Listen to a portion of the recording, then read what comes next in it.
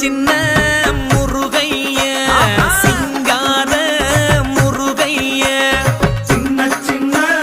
முருகைய சிங்கார முருகைய கொஞ்சி கொஞ்சி தமிழ் பேசும் செந்தில் வடிவேலனவ கொஞ்சி கொஞ்சி தமிழ் பேசும் செந்தில் வடிவேலனவ சின்ன சின்ன முருகைய சிங்கார முருகைய கொஞ்சி கொஞ்சி தமிழ் பேசும் செந்தில்